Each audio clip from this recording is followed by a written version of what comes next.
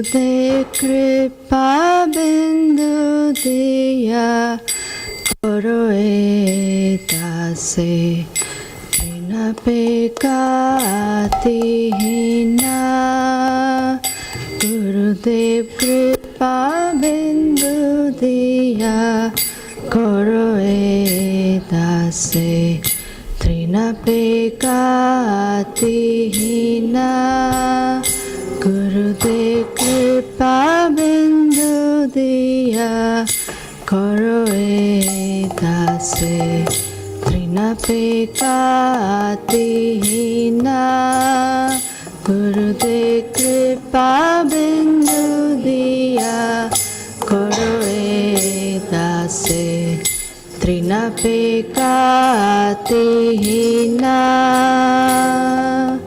Sakala Sahane Baladiya Koro Sakala Sahane Baladiya Koro Sakala Sahane Baladiya Koro Sakala Sahane Baladiya Koro Nijamane Spruhahina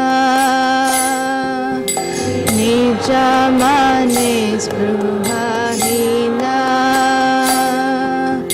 Nijamane Spruhahina Nijamane Spruhahina Gurudev Kripa Bindu Diya Koro Edase Trinapekati Hina Gurudev Kripa Bindu Diya Koro Edase Trinapekati Hina Gurudev Kripa Bindu Diya Koro Edase Trinapekati Hina Gurudev Kripa Bindu Diya Koro Edase Trinapekati Hina Sakale Samana Korite Shakati Sakale Samana Korite Shakati Dehonata Jata Jata Dehonata Jata Jata Sakale Samana Korite Shakati Sakale Samana Korite Shakati Dehonata Jata Jata Dehonata Jata Jata Tabe to gaibo Harinama Sukhe Tabe to gaibo Harinama Sukhe Tabe to gaibo Harinama Sukhe Harinama Sukhe Aparadha hobe hata Aparadha hobe hata Aparadha hobe hata Aparadha hobe hata Gurudev Kripa Bindu Diya Koro Edase Trinapekati Hina Gurudev Kripa Bindu Diya Koro Edase Trinapekati Hina Gurudev Kripa Bindu Diya Koro Edase Trinapekati Hina Gurudev Kripa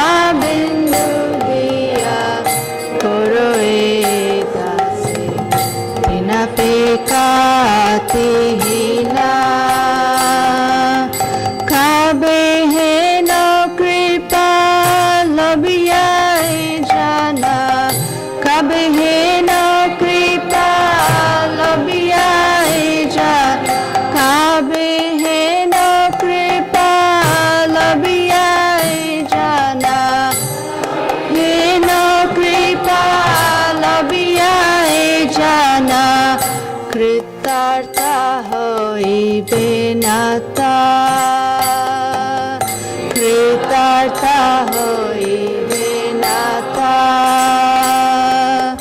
কৃতার্থ হইবে না তা কৃতার্থ হইবে না তা শক্তি বুদ্ধিহীনা আমি আছি দীনা শক্তি বুদ্ধিহীনা আমি আছি দীনা শক্তি বুদ্ধিহীনা আমি আছি দীনা আমি আছি দীনা কর মোরে আত্মা সাথা কর মোরে আত্মা সাথা কর মোরে আত্মা সাথা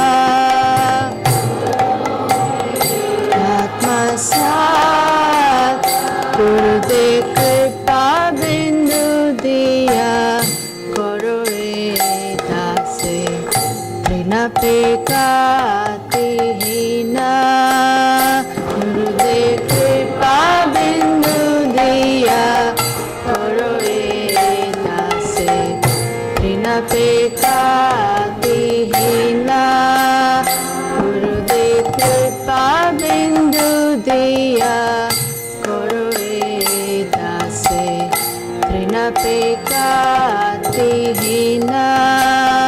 গুরুদে কৃপা বিন্দু দিয়া করো রে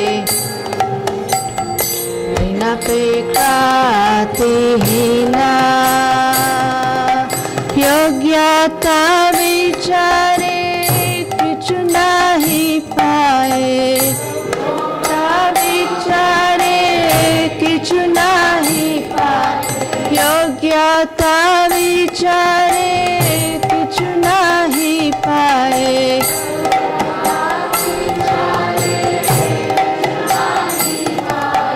योग्यता विचारे কিছু নাহি পায়ে योग्यता विचारे কিছু নাহি পায়ে তোমারা করুণা সারা তোমারা করুণা সারা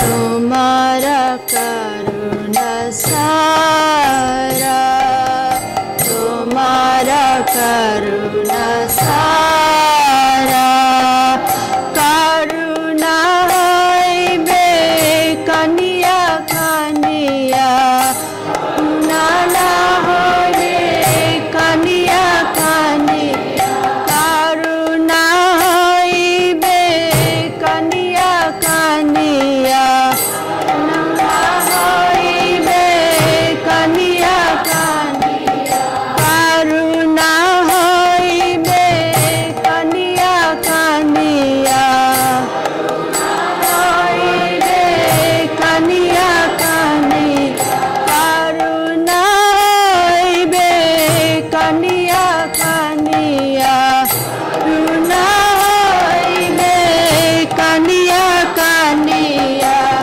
প্রাণ না রাখিব আরা প্রাণ না রাখিব আরা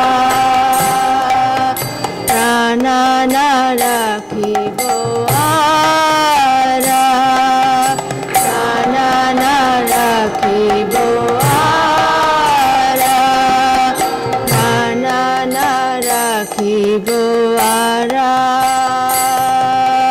প্রাণ না রাখিব আরা গুরুদে কৃপা বিন্দু দিয়া করো এ দাসে ঋণা পেকাতিহীনা গুরুদে কৃপা বিন্দু দিয়া করো এ দাসে ঋণা পেকাতিহীনা গুরুদে কৃপা বিন্দু দিয়া করো এ দাসে ঋণা Vinapekati hina Gurudev kripa bindu diya Karore dase Vinapekati hina Vinapekati hina Vinapekati hina Gurudev, Gurudev, Gurudev, Jaya Jaya Gurudev, Jaya Gurudev, Gurudev, Gurudev, Jaya Jaya Gurudev, Jaya Jaya Gurudev, Gurudev, Gurudev, Jaya Jaya Gurudev, Gurudev, Gurudev, Jaya Jaya Gurudev.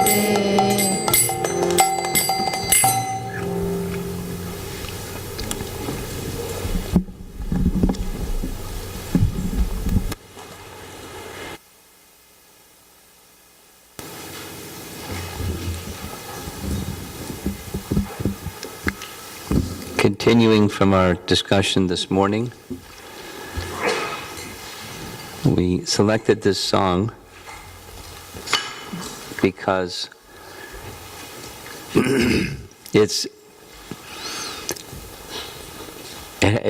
has many elements, but the primary element is Bhaktivinoda Thakur in the form of a song displaying, expressing the mood of Shikshastakam, the third verse of Shikshastakam by Chaitanya Mahaprabhu. So the heading or the topic for this session is Secret to Accessing the Mercy of Lord Chaitanya. We're going to need that down in a bit. You can leave it on for now, but in a bit. Actually, I want to go through the words. That's good, that's good, that's good. So,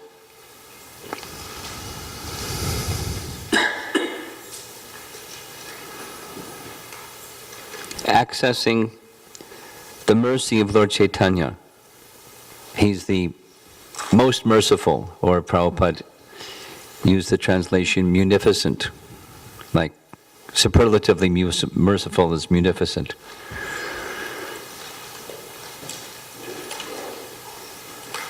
And what was it that Lord Chaitanya came to give? He came to give love of God in the mood of the residents of Vrindavan, freely, that which had never been offered before. He was distributing it freely. Please take. Please take. Please take. Most munificent. That's what he came to give. And the way to receive that gift is through the chanting of the holy name, in the mood of Chaitanya Mahaprabhu. Because others may also chant the holy name some other way. Mayavadis chant the holy name. Materialists chant the holy name.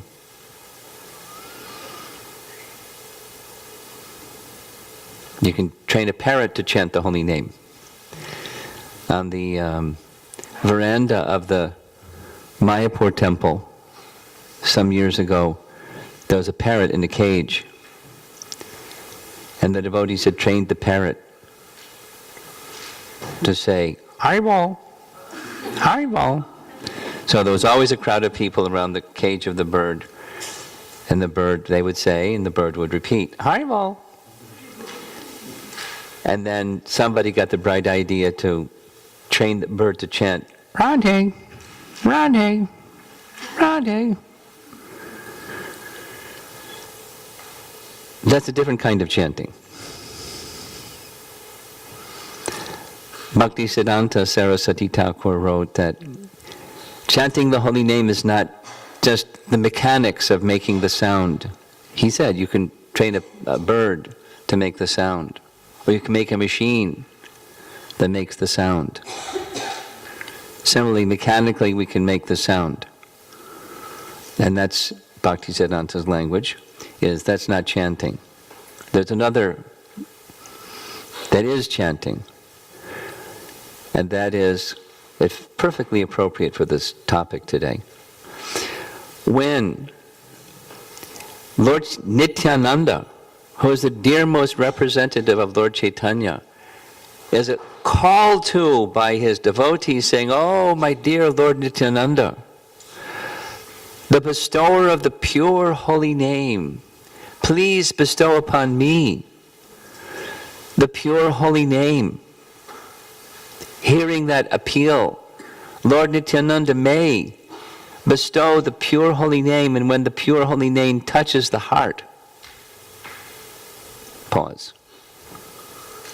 Then the very same lips and the very same tongue calling out the holy name, that is chanting of the holy name. So there's some important elements. The appeal, the intention, the sankalpa, to receive the pure holy name. That means without offense, by the way. Strong desire to receive the pure holy name. Second, approaching the right person. The saralata and Shakti possessing person, Lord Nityananda, being most merciful, he bestows the holy name. Then it touches the soul. And then the body makes a sound. That's the call of the soul for the mercy. First came the appeal. Before the appeal came was the good sense to make the appeal. Humility. We'll go through these points. Humility, appeal for mercy, surrender. And then the chanting begins. The real chanting of the holy name. So Lord Chaitanya in his Shikshastakam, those of you that are familiar, keeping it simple, the first two verses are, well, the first verse is 7 glories, 7 wonders of the holy name. And you know what they are. Cheto, Darpana, Marjanam, etc. 7 different glories of the holy name, wonders of the holy name. And after reciting those wonders of the holy name, he goes on describing further, just incredible, merciful manifestations of the holy name. There's unlimited names, and each one of the names has all of the transcendental potencies of the personality of Godhead. And there's no hard and fast rules like there are for other processes. Like this nice lady from the Jewish background, or someone that does karma kanda rituals, or somebody that's from a Muslim tradition, or whatever. There's so many rules. Needless to say, there are rules. But for the chanting of the holy name, there's no rules. Any time, any place, any circumstance, unfit, fit, doesn't matter. Chant the holy name, knowing all these things. Durdaivim ad idrisha mahajani nanaraga. Have no attraction. This is Lord Chaitanya's statement, or his teaching. We may know these things, we may have all kinds of nice knowledge, and still there's no attraction. Then comes our topic for this morning. How to access the holy name. You need mercy. And what qualification must we have for mercy? One is you have to want mercy. That's the starting point. And then there's these 4 things that are embedded within this song. And in the second line, you can just leave it there for a moment. Trin. What does trin mean? Straw. Just like Trinadapi Sunechena. So Bhaktivinoda Thakur is teaching how to call for these qualifications. Like not just go to Kmart or Walmart and buy some, but it requires another approach. Something that's an internal appeal.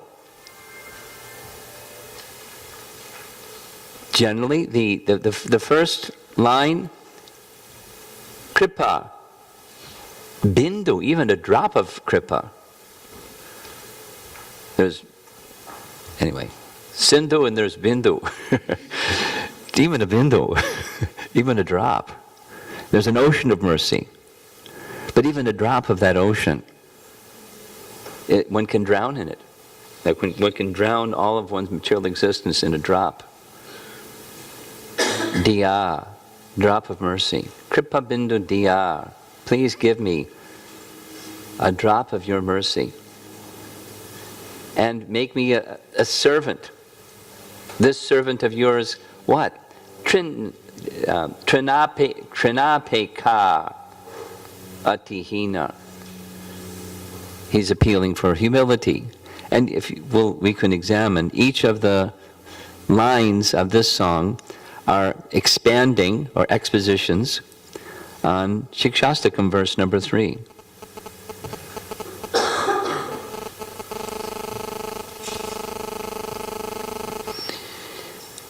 Nijamane spriha hina. Please make me free, my mind, free from the desire for honor. Amanina, manadena. They go very well together. Not desiring any honor for oneself, and being ready to honor all others. It's one thing to honor all others, but we have an expectation. We're expecting to be honored. You know, like the old mother-in-law story. I try to do my mother-in-law everything, and she never is pleased with me. Ladies are smiling; they know all about it. So, why? You know, so. Let's go to the next. And as Prematrangani mentioned, we're going to spend some extra time on this sakale samana. Sakale samana. Kodite shakati. Please give me the shakati, the power. Besides, knowing what to do, the power to do what we know we should do. In terms of honoring all living beings properly, according to their position. We don't honor everybody in the same way, we honor people appropriately. It's one thing to know, a cultured person knows how to, and a devotional person does it. and there's no exception. When it's coming from the heart or coming from the soul proper, then one honors everybody in all circumstances without exception. There's no exception. There's no expectation in return, and there's simply offering of the proper respect. Sakale samana. Offense aparada habe hata. Free from offenses. Then one can Harinama Sukhe, chant the holy name in ecstasy, constantly. That's exactly the teaching of Shikshastakam 3. And the other verses indicate similarly.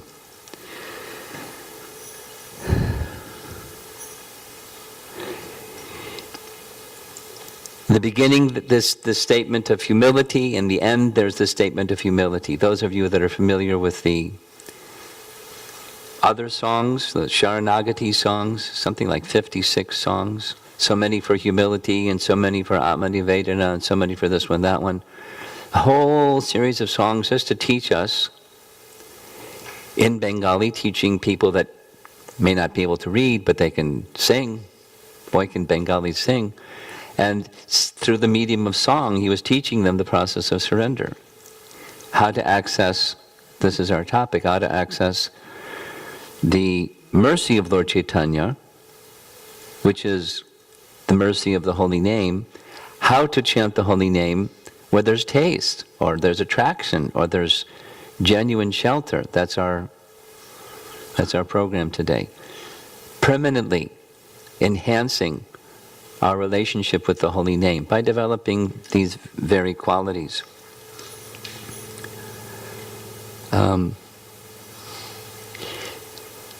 So we can go to the...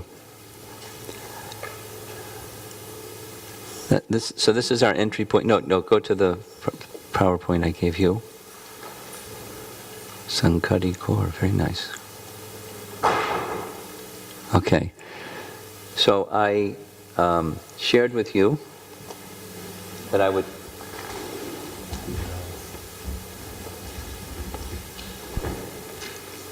show the image that I spoke about, the two images that I spoke about this morning. There's Vibhishan with his knees bent up in the air over there on the left, and behind him are his four ministers, indicating, just as this process of surrender indicates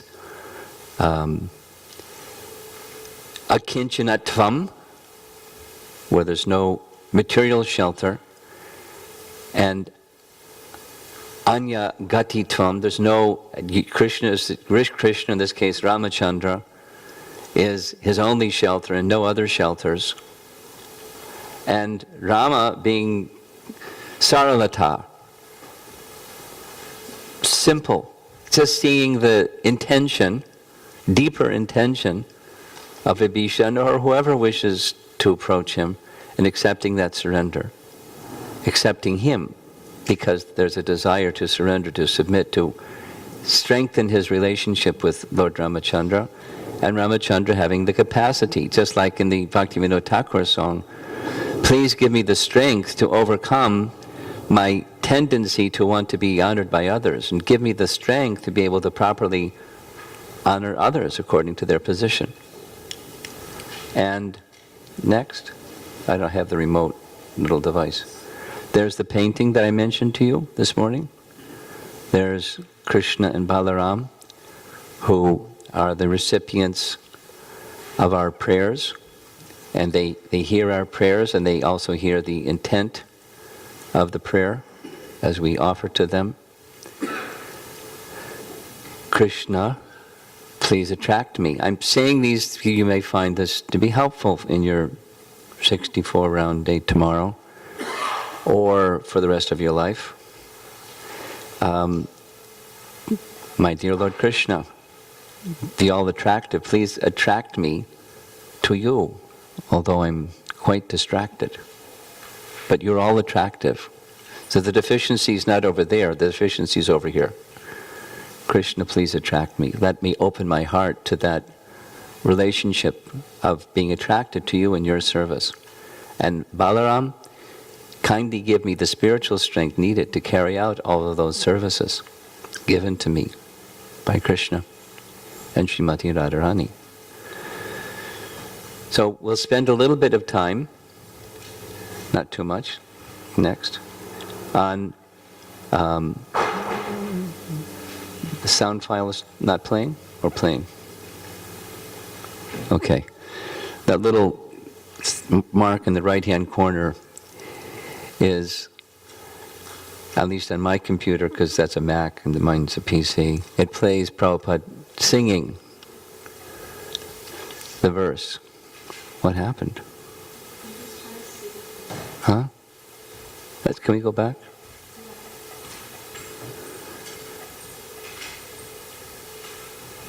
Okay. All right. Okay. Here's the verse, Shikshastakam 3, with these four parts. Trinadapi suni chena, more humble than a blade of grass, more tolerant than a tree, devoid of all sense of false prestige, ready to offer all respects to others, with no expectation of respect in return. In such a state of mind, one can chant the holy name of the Lord constantly. Next. Lord Chaitanya instructs, written in Chaitanya Charitamrita, that this verse is so important. He says, raising my hands, I declare, everyone, please hear me. String this verse on the thread of the holy name and wear it on your neck for continuous remembrance. Before we go on, just a little sharing so that I don't forget.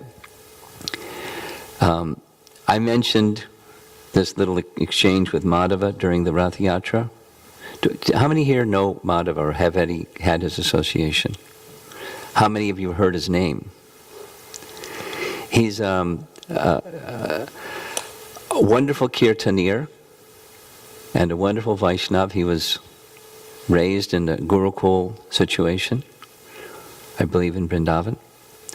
And he graduated and he's still going, like higher and higher and higher. Very wonderful. His whole year is just kirtan. He's booked for the whole year, just one place after the next place, just doing kirtan.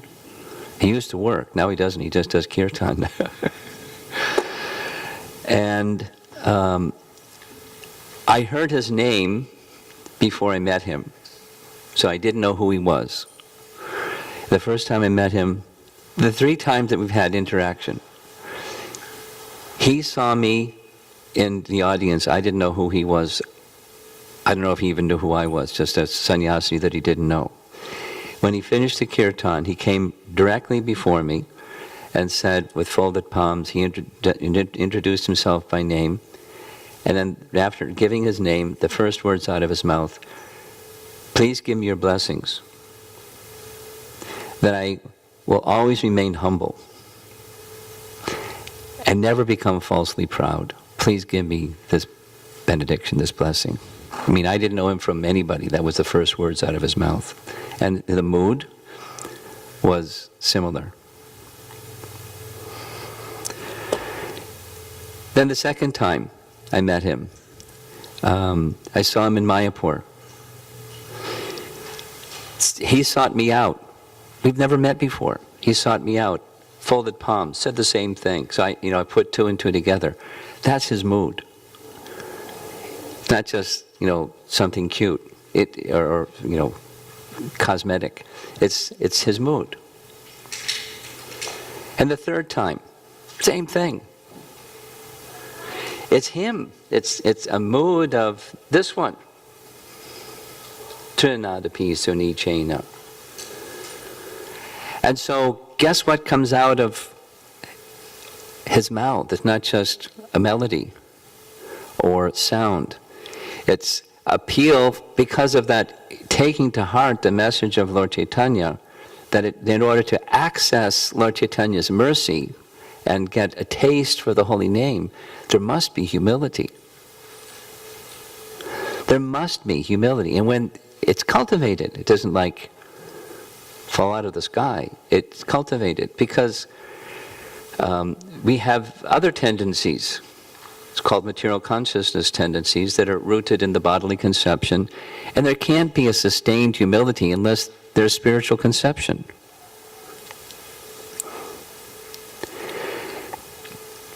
With proper cultivation, then one can access the mercy of Lord Chaitanya Mahaprabhu. So we're going to go through I like appreciating Madhava and other devotees. So this is a little summary where on the picture on the left, there's the lady who's climbing on Lord Chaitanya's shoulders as he's holding onto the Gruda Stamba. She's climbing on his shoulders so he can see Lord Jagannath. And the servant of Chaitanya Mahaprabhu is in great distress. Get off. This is Lord Chaitanya. Get off his back. What are you doing? And then when Lord Chaitanya came to external consciousness and understood what was happening, he said, no, this is wonderful. If only I had such enthusiasm to see Lord Jagannath. When she realized she had also lost it, but when she regained her composure and understood what she was doing, she was deeply repentant, standing on Lord Chaitanya's shoulders to see Lord Jagannath. And on the right, This is Sanatana Goswami. I'm going to mention something further about Sanatana Goswami. When he first met Lord Chaitanya, in his teeth he placed straws and clasped the feet of Chaitanya Mahaprabhu, begging Lord Chaitanya to instruct him, calling himself fool number one. Although he was extremely learned, highly scholarly, spoke 7 languages, greatly learned person, he submitted to Lord Chaitanya that I'm such a fool, I'll prove it to you. People consider me to be a learned person, and I think, yes, I'm a learned person, but the truth is, I don't even know who I am. Such a fool. So please instruct me, who am I? Ke ami? Next. This is a photograph of Krishna Balaram, and the Krishna Balaram deities that are found in Terkadamba. Some of you have been to Vrindavan, and if you've been to Vrindavan, most likely you've been to Terkadamba, a place where Rupa Goswami would sit and write many literatures, including Bhakti Rasamrita Sindhu and others. And just above the altar of Krishna Balaram is the following on a little sign. Next. A verse composed by Raghunath Das Goswami about Rupa Goswami. Adadanas, there's the word trin again. Adadanas trinam dantayar, idam yache punak punak, Srimad Rupa Padam Bhoja, Rajo Hum Syam Bhave Bhave. Taking a blade of grass between my teeth, I repeatedly beg that birth after birth I may obtain the dust of Srila Rupa Goswami's lotus feet, spoken by or composed by our Prayojana Guru, the topmost stage of bhakti. Raghunath Das Goswami, being the exponent of that, is exhibiting this intense and very laudable mood of humility. When he considers Rupa Goswami, he would just like dust from the feet of Rupa Goswami, birth after birth, very humbly begging. This is the mood of a Vaishnava, the mood of humility that Lord Chaitanya is speaking of, that one must have in order to access the holy name. Next. Lower than a downtrodden blade of grass on the left-hand side is someone doing Dandavats Parikrama. To me it looks like it's going around Radhakund. Sanatana Goswami, particularly also Raghunath Das Goswami, would regularly offer 1,000 obeisances to the Vaishnavas every day as a regulative principle that they followed. Whenever persons would come to offer obeisances, they would offer obeisances, and they would go and out visiting the temples around Radhakund, paying obeisances to all the Vaishnavas they saw with genuine humility. On the right is Maharaj Prataparudra, exhibiting the humility of a king sweeping before Lord Jagannath. And that exhibition of the king's humility inspired Chaitanya Mahaprabhu to offer his mercy. So how to access the mercy of Chaitanya Mahaprabhu? One must develop this quality of humility. Next. Then, more tolerant than a tree. It's on the right is Prahlad Maharaj being tormented by the followers of Hiranyakashipu, but being completely undisturbed because he was always in remembrance of the personality of Godhead. On the left is a painting of Raghunath Das Goswami in the heat of the roasting hot summer in Vrindavan by the side of Radhakund, chanting with such absorption, he wasn't even noticing that his body was burning in the midday sun. But Radharani noticed, so she came and held her upper garment to shield Raghunath Das during the midday sun. so his body wouldn't burn. And in the background is Sanatana Goswami watching the whole scene. And after the heat of the midday sun subsided, Radharani moved and left. Because she, as Krishna, are protectors of their devotees. So if the devotee is tolerant of dualities, they're not, it doesn't mean we act foolishly, but in this case at least, with Raghunath Das Goswami, so intimately united with Radha and Krishna in their service, that they're always extending their protection. Next. This is a statement by Prabhupada in that box. There may be so many impediments for a person who is chanting Hare Krishna. Nonetheless, tolerating all these impediments, one should continue to chant, so that at the end of one's life, one can have full benefit of Krishna consciousness. When I was in New York, I got some dental work done. And I decided, okay, I'm going to take this as an opportunity to become Krishna conscious. There's another devotee that was sharing with me, he's like, there's fear in his heart when he goes to a dentist's office, because when he was little, he had a tooth extraction, got infected afterwards, it was so painful, and just even of thinking about a dentist chair, he starts to perspire and tremble. But I thought, okay, let me take this as an opportunity to just absorb my mind in the holy name and not the sound of that drill and the Novocaine and the numbness of my jaw and the whole thing. In all circumstances of life, tolerating all impediments, so that one can have the benefit of full Krishna consciousness in this life and go to Krishna. Anyway, it was a nice experiment. I don't know how it'll be at the time of death, but good to practice. Okay? And as Lord Nityananda was ready to tolerate the insult and injury of Jaghai and Madhai, not expecting respect from them, just requesting them to chant the holy name. This is the mood of a Vaishnav. Next.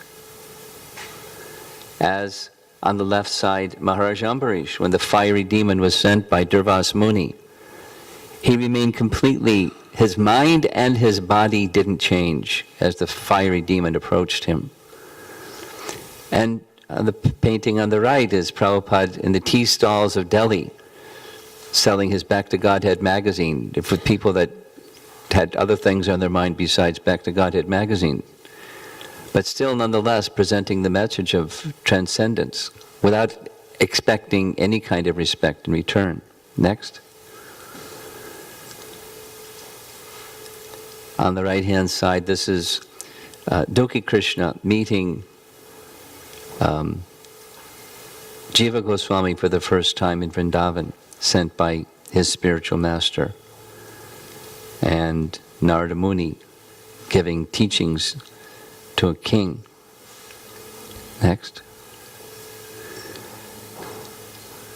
Whether on the right-hand side, offering respects to a sadhu, or on the left-hand side, just an elderly poor man, assisting, respecting, appropriate to the circumstance, ready to offer all respects to others.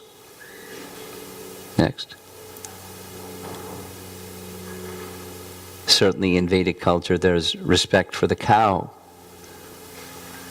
but the followers of Vaishnava tradition, they respect even an ant.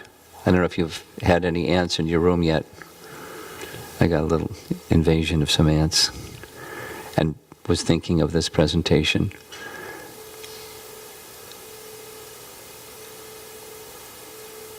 Even mice. Prabhupada told the story that his father was a grain merchant.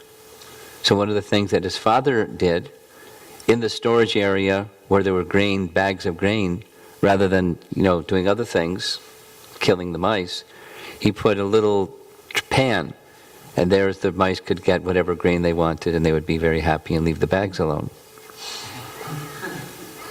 And somebody else I was visiting in their backyard, anyway, without all the details, they would put the Mahaprasad that they were offering to their deity in the middle of the winter, and at a very regulated time, right around 6:30, the squirrels would come up and jump on their porch and eat up all the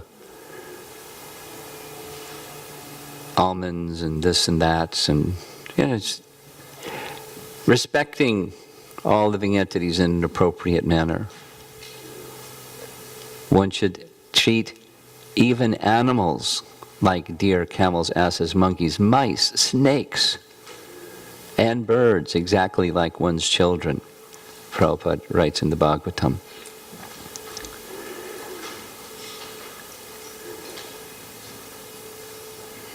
Although his life was threatened with murder, Durvas Muni, towards Ambarish, Ambarish was fully forgiving. Not only forgiving, he was considering that he was the one that had made the offense because he sipped water on the Dwadasi day before Durvas Muni. These are the qualities of a Vaishnava that give one access to the Lord's mercy. Next. In such a state of mind, one can chant the holy name of the Lord constantly. This is Bhakti Tirtha Swami in his final period before leaving his body. I recently heard Radhanath Maharaj speaking about this. We were at a program together in somebody's backyard in San Diego, and he was describing the mood of humility of Bhakti Tirtha Swami in his final days. It was really, how he's a good storyteller. It was really nice. And he was feeling, because of that state of humility, great attraction, great happiness. His body was wrecked and filled with pain, but feeling great happiness from the chanting.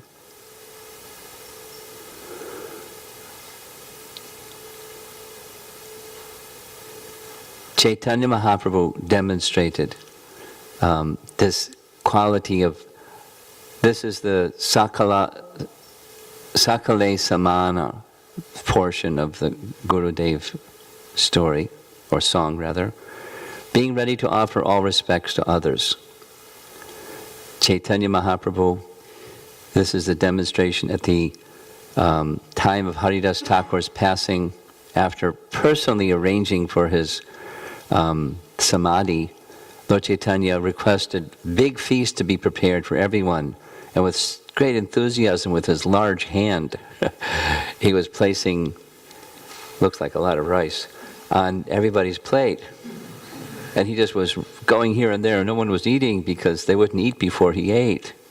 But it was such happiness serving the devotees. Don't go further because we're going to run out of time. So, these qualities, Lord Chaitanya teaches us what the qualities are that can help us get access to his mercy, or the mercy of the holy name which he came to give us. And Bhaktivinoda Thakur, his followers, similarly, by appealing to one's place of shelter, in this case, O Gurudev. But one can make such appeal under the order of spiritual master and the order of scripture to cry out to Krishna directly to please help us gain these wonderful qualities. And I'm going to go to some other references that's essentially reinforcing the same message. Krishna's words in Bhagavad Gita. Start there. Mentioned it this morning, but Daivihi Esha Gunamayi Mama Maya Doratya Mameva Ye Prapadyante Mayametam Tarantite. Where our material circumstance is we want happiness in the wrong way, in separate from Krishna way. And there is no happiness separate from Krishna. That's called Maya. But we want it, and we're very determined in our wanting happiness. We're just going in the wrong direction.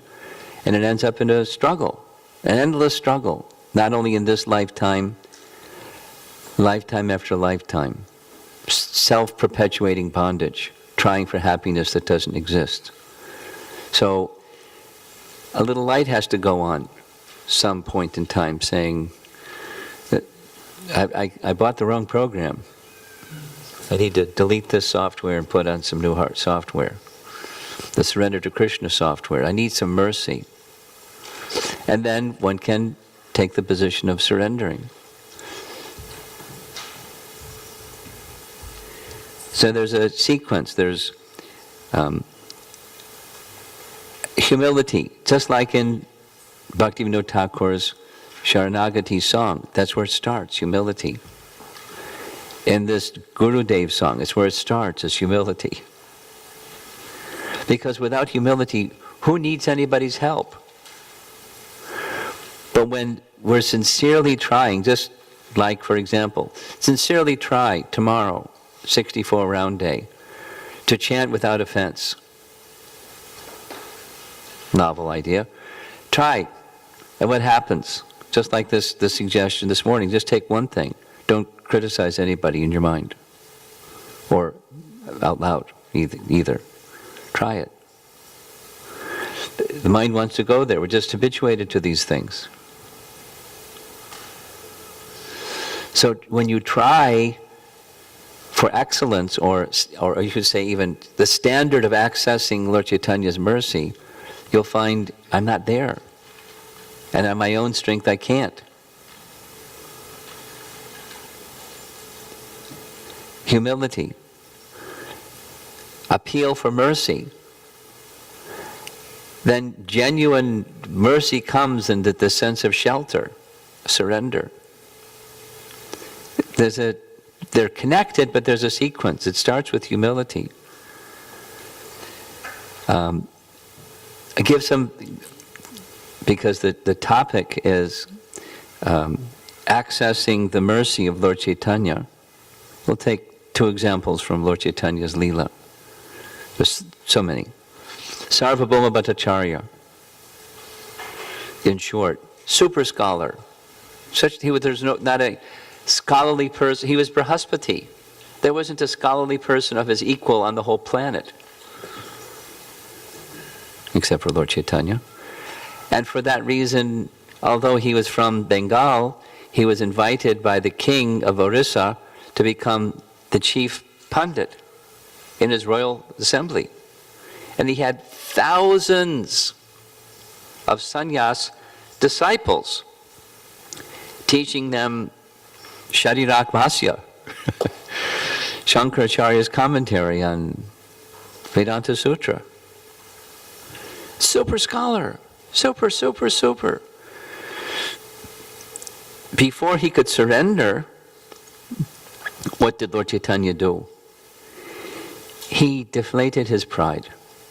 But he did it in such a gentle way. Because proud people, it's hard to take defeat of their pride other than that way. He did it. And exhibited his superior scholarship by explaining Vedanta Sutra and explaining the Atmaram Sloka in ways that he had never heard before. He had never contemplated, and he could understand this isn't just a better explanation. You're the personality of Godhead. He became humble first. And then he surrendered to Lord Chaitanya. And then Lord Chaitanya disclosed his true identity. And he became a perfect, fixed Vaishnav. And through his association, his son-in-law also became saved, rescued, because of his qualification. Lord Chaitanya rescued Amogha. Or Sanatan Goswami. The first time they met, it was Nandabats, the second time they met, his straw in his teeth. And Lord Chaitanya gave him full instruction. Not only that, he gave him the empowerment to realize all of his teachings. And not only that, he gave him the empowerment to write and expand on the teachings that he had received. He was already a recipient of Lord Chaitanya's mercy. So what did Lord Chaitanya do? He helped him become even more humble. How is that? The whole Leela with with Sanatana Goswami contracting wet itches as he was passing through Jharkhand forest. You know the Leela?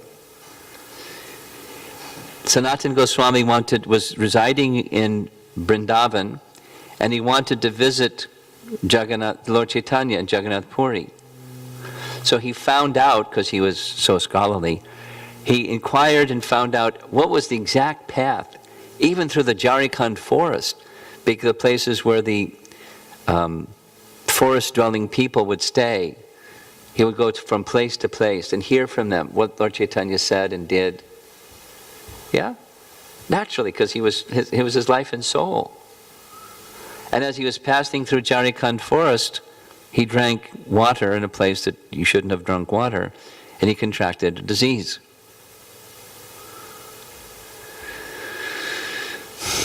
The result of that disease was there were sores on his body that were weeping sores. They were oozing pussy, yucky, smelly stuff. So he started to consider, this is awful. When I'm going to go to Puri, Lord Chaitanya is such an affectionate person, he's going to want to embrace me, and this yucky stuff is going to smear on his body. I'll just be an offender. And smear smelly stuff on Lord Chaitanya's body. Better I give up my body.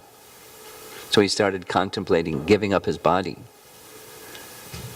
So he had his plan. And one by one, Lord Chaitanya stopped his plan. His plan was, he would see the Rath Yatra, jump in front of the cart of Rath Yatra, his body would be squished, and he wouldn't be an offender anymore. Without saying it, he just thought it. Lord Chaitanya knew his thoughts, showed his omniscience, and told him, don't consider doing that. You've given your body to me, it's my property, you can't destroy my property.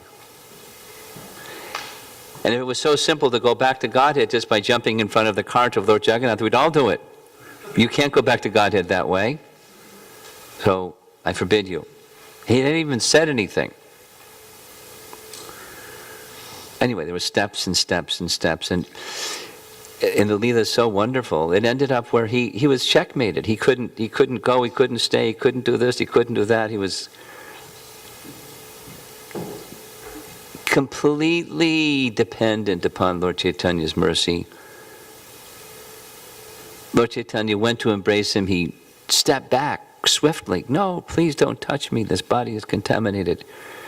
Lord Chaitanya said, it's like a mother and a child. The baby is maybe have foul substance on the baby's body, but the mother loves the child. And I love you like that. It gives me great pleasure to embrace you. And he embraced him. And when he embraced him, the wet itches went away, just like that, like a miracle cure. And Haridas Thakur was the witness of the whole thing. He said, just see how much affection Lord Chaitanya has for you. He put you through this whole ordeal for one purpose. Intense dependence upon your mercy, and he gave you his mercy.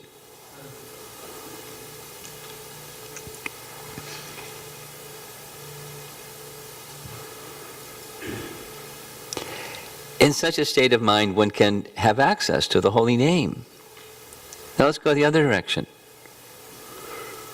There's so many wonderful leelas, and Krishna Leela, and all the pastimes of the Lord, where this is demonstrated again and again. The affection that he has for his devotee, and the absolute dependence the devotee has upon the Lord. I'll just share one of them, because I've been discussing it recently. The forest fires in Vrindavan, there were two of them. And Jiva Goswami raises the question, why? Krishna is the Supreme Personality of Godhead. Why would he subject his dear Vrijvasi cowherd boyfriends to such a calamity? And what was the cause? And the Jiva Goswami says, some people say that Krishna was the cause because he's the cause of all causes. Well, if he's the cause of all causes, why would he subject his devotees to that? And the answer he supplies is Krishna was testing them. And then he replies, well, why would Krishna need to test his Brijvasi friends? He knows what their position of surrender and complete dependence on him. And he says, no. He wasn't testing them so he would know. He was testing them so we would know. And he gives the example just like a goldsmith. He's selling gold. And here comes a customer who says, I don't know if it's gold or not. Prove it. So the goldsmith knows the method. He puts the gold in fire. And the gold exhibits qualities of gold in fire. It's gold. No alloy. It's pure gold. Similarly, Krishna puts his devotee into some difficulty so others can just see the quality of this devotee. Sanatana Goswami and others, Prahlad Maharaj. The commentary about Prahlad Maharaj is that when he was pushed off the cliff, as one of the ways to try to kill, Lord Vishnu caught him, right? But the commentary says it wasn't that he caught him right away. Prahlad kept falling and falling and falling and falling. Lord Vishnu was testing him. Maybe he would panic and say, wait a minute. You're supposed to save me. I'm your devotee. But he didn't. He remained very peaceful. And at the last minute he caught him. To show us, because he already knew, to show us, just see the quality of Prahlad. To see the quality, forbearance, quality, and respecting others that one must extend in order to access the mercy of Lord Chaitanya, which allows us to access the holy name. Because without the mercy of Lord Chaitanya, where are we? We're, along with everybody else, lost in the material world.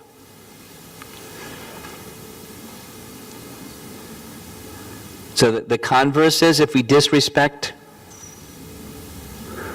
we don't properly regard, instead, this is the default.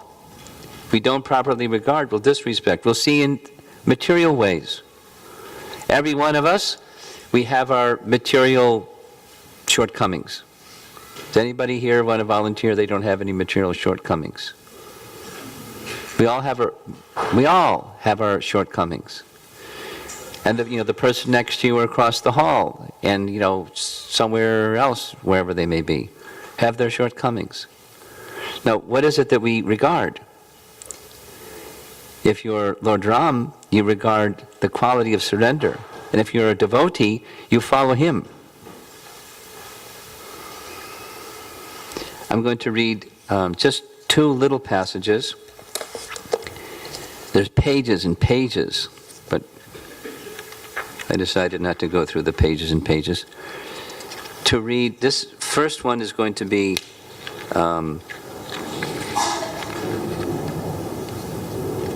hopefully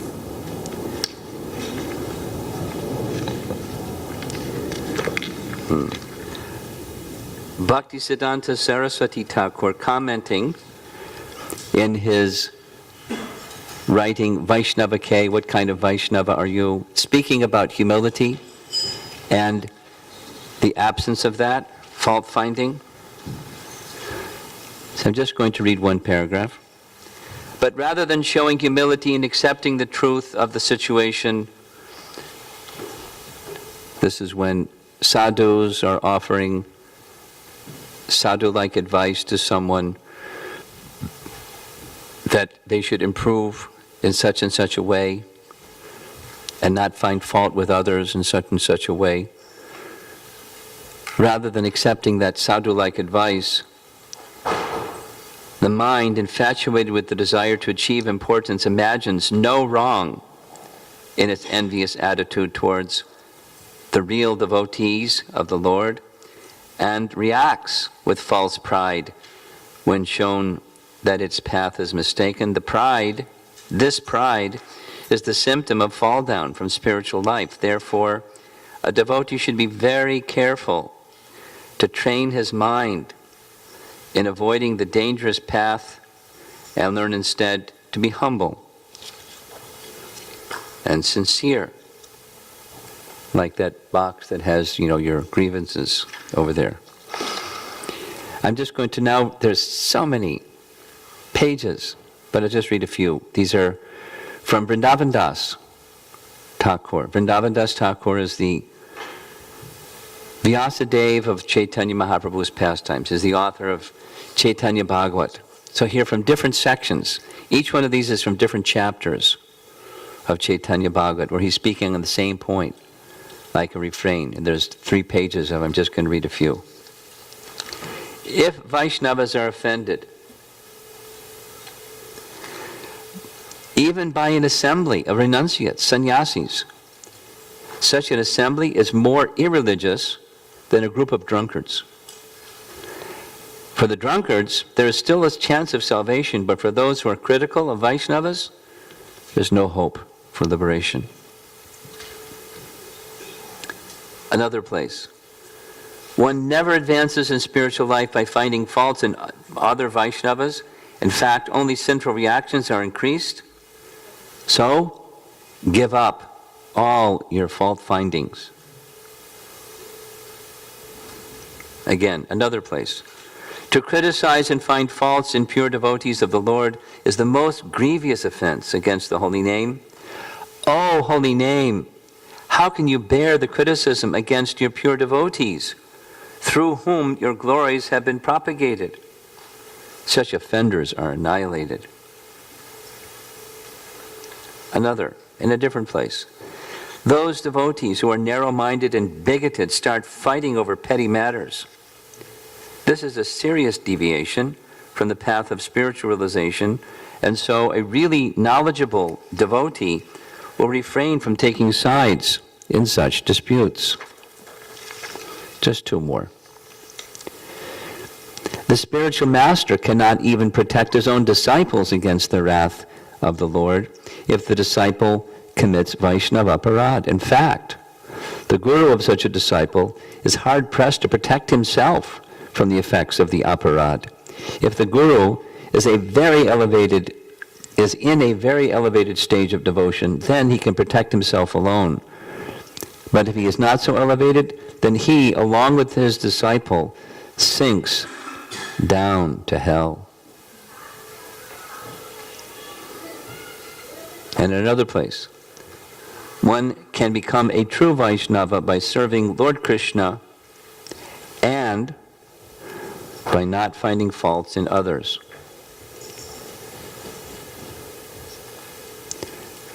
Because of time, I'm only going to... there's a section of Chaitanya Charitamrita. That was Vrindavan Das Thakur. This is Krishnadas Kaviraj writing about Adi Lila chapter 8, where he's been requested by many Vaishnavas to write about Lord Chaitanya's pastimes. So what does he do? He goes and seeks blessings.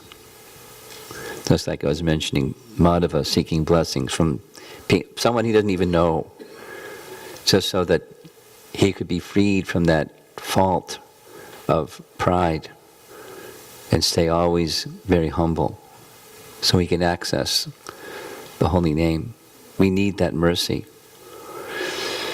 So Krishnadas, eminently qualified, seeking mercy from the Vaishnavas.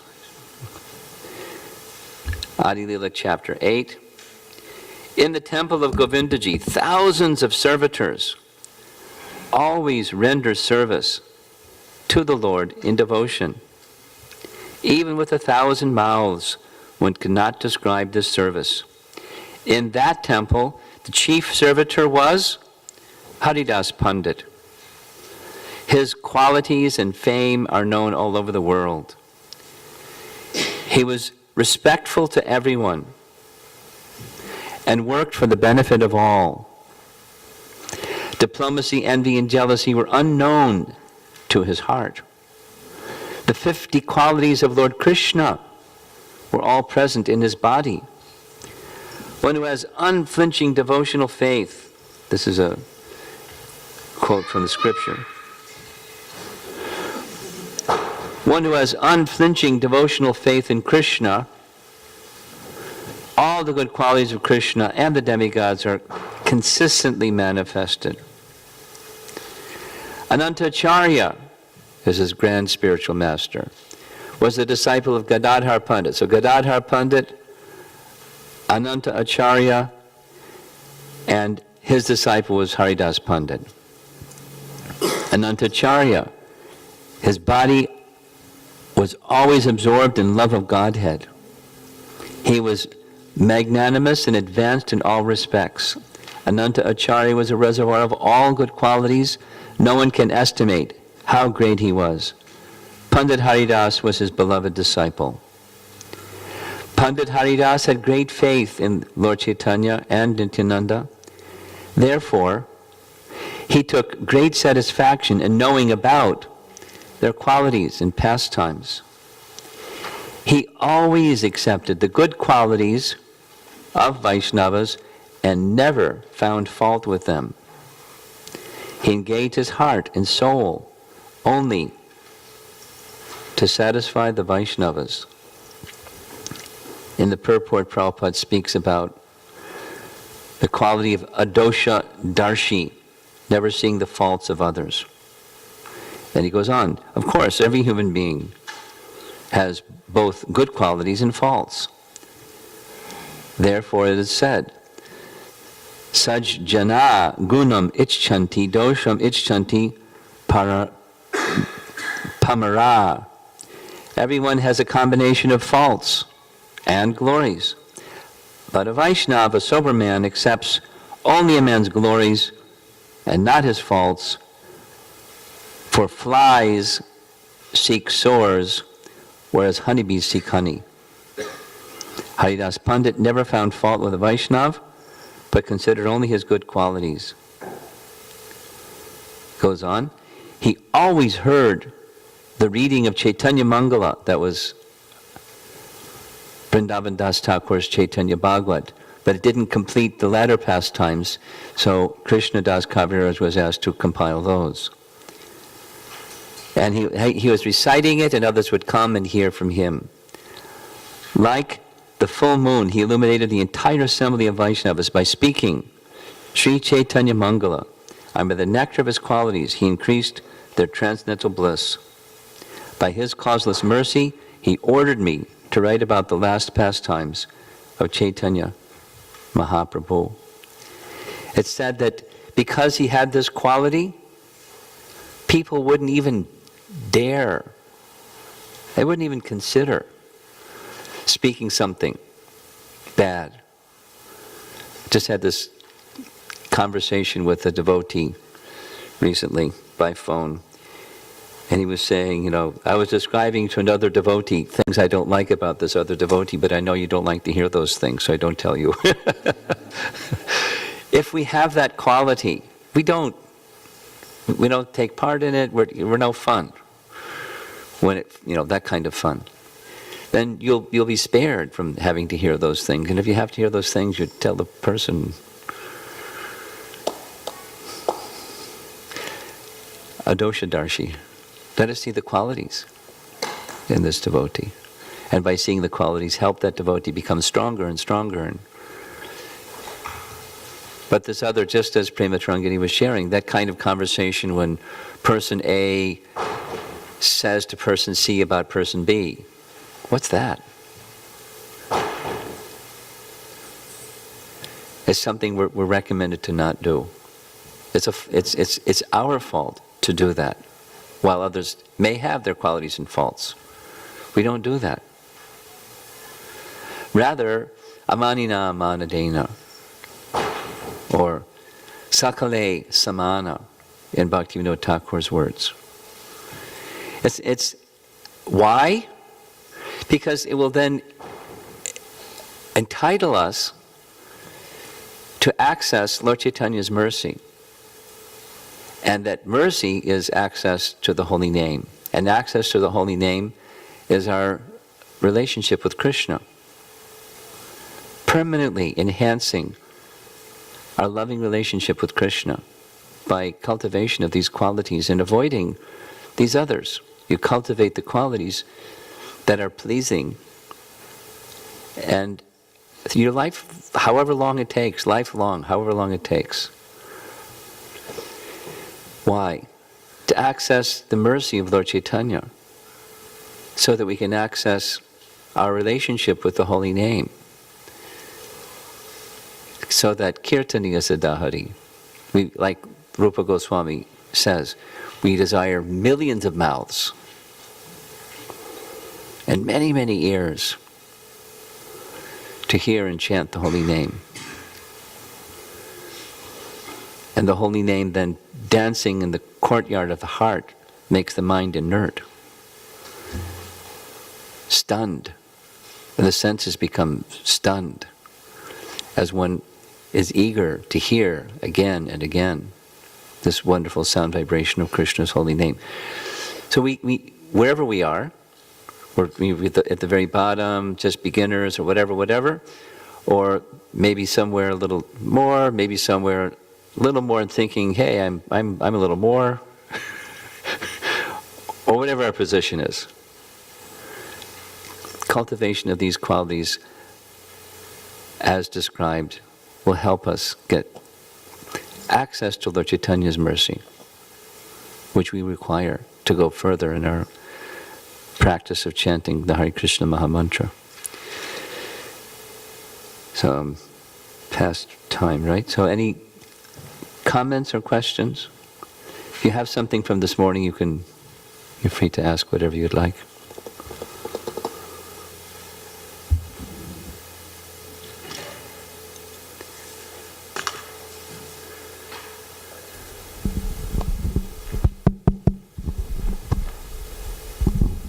Hare Krishna Maharaj, thank you for the lecture. Given in the morning. It's on, just hold it closer to your mouth. Preparing ourselves to aim for the intention, sankalpa, you have mentioned. While preparing ourselves, one has to identify our adhikar, which direction are we going, or? Are you asking, do we have to know what our position is in order to know how to go further? Sankalpa. That's your question? Yes, Maharaj. Yes.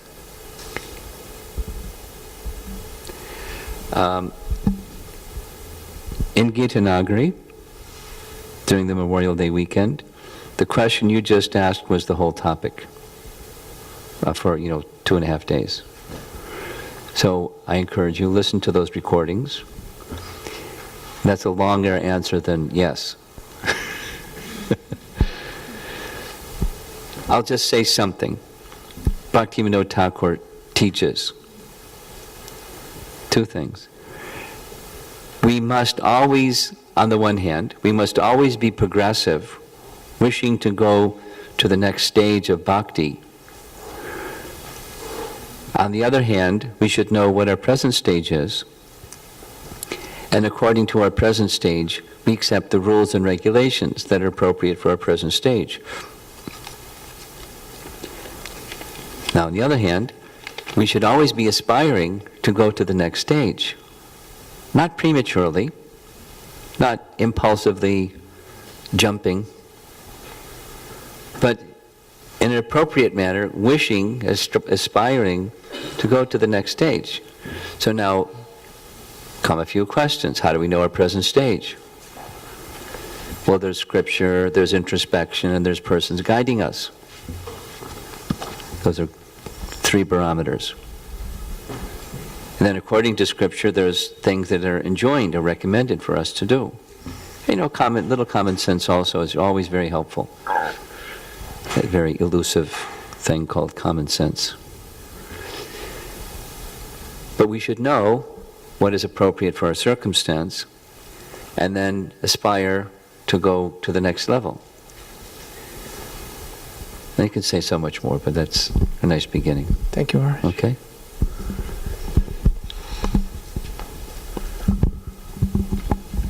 Anything else?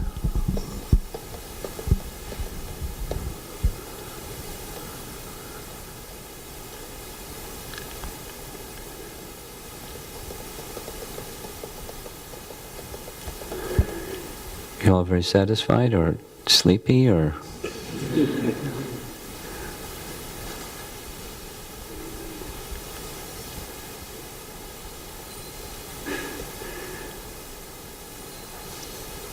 Okay.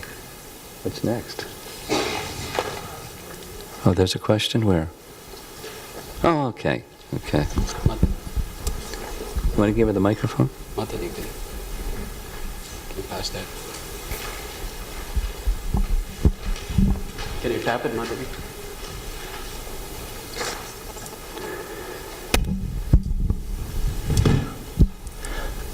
Maharaj, I was thinking about what you were saying in regards to not wanting to just say the Hare Krishna mantra like a parrot. And I guess what helps is it seems like to think about scriptures or think about inspiring things. So to kind of get in a better mood. But is there a good way that you suggest doing that? Like, should you do that before you start a round, and to get yourself in that mood of not doing it mechanically? Should you stop chanting if you see that you are doing it mechanically, and think about the things that help you deepen your mood? Hope I'm saying it. Sure.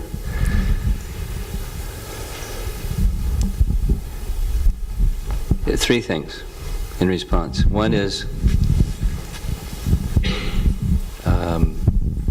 different individuals have different ways that they try to accomplish. What you just, the question that you raised.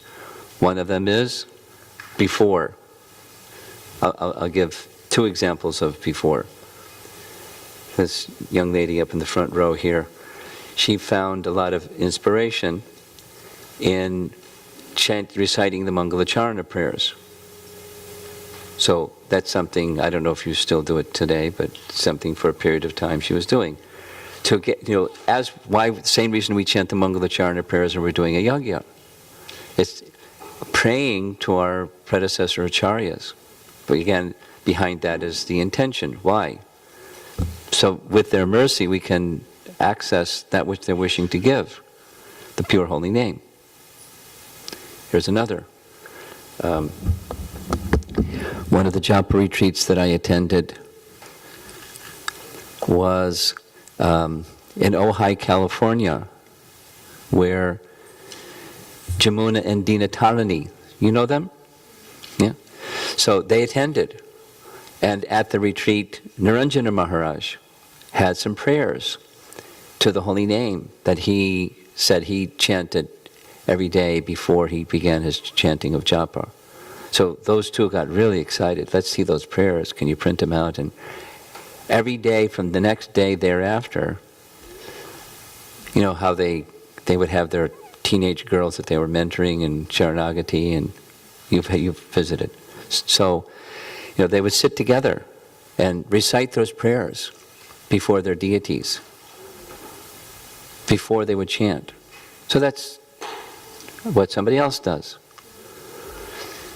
Somebody else, it's, Sri Krishna Chaitanya Prabhu Nityananda. It's someone else, it's something else. Jayadvaita Maharaj, he pays obeisances for like 10 minutes. I don't know what the prayers are, but he says they're prayers, where he's preparing himself for japa. He doesn't want to share what they are, that's okay. So that's, before. So that's a possibility. And then during, at intervals of time, not just when you hit a wall or a dry patch, but periodically, it's different people. So the first one is there are different techniques for different people. Second point, what's essential is not the technique, this is Vishwanath Chakravarti Thakur. What's important is the effort, the propellant is the effort that one makes. And the effort that one makes should not be dependent upon the result. with faith, making the effort. So in other words, sometimes there may be this, sometimes there may be that result. That's okay. With faith, we know that Krishna sees our intention, we're making sincere effort with our intention. That's what's being accepted. Whether it's this technique, that technique, or just do the technique, it still remains mechanical. And then we wonder what happened. I did the technique. And the third point is mood. The overall mood or one's approach to bhakti. In addition to the intention, it's the mood of wishing to be in devotion. So, beside the technique and what's the purpose behind this specific technique, it's the overall mood of devotion which we're trying to nurture or cultivate. That let it become pervasive. Just like this example that I was now for the third time mentioning, the humility of Madhava is just awesome. Or then another kirtanir is Badahari. I liken him to a gulab-jamun. The gulab-jamun is very soft and juicy. Just touch the gulab-jamun, it squirts out a bunch of juice. So Badahari's like that, just so soft and juicy. Even if you don't know him, just as soon as he starts to sing, it's like, but everything changes. Light goes on and joy starts to flow and he's happy. Literally his face lights up. He just loves kirtan.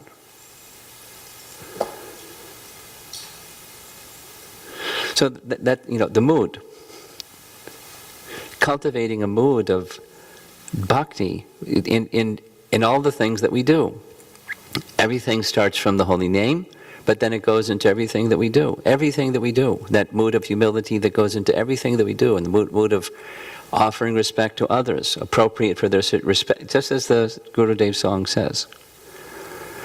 And then, if that's the little pieces that's part of the big picture. This thing reinforces that thing. Supposing over there it becomes weak. Supposing we have a relationship problem. That's that slice over there. There's the big picture. We're getting strength from all the big picture of how we're approaching. From that bigger picture, we can take strength because we know the purpose.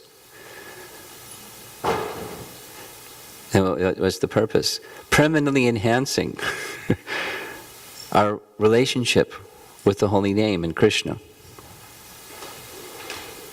So then I can take strength from over there to help this over here, etc.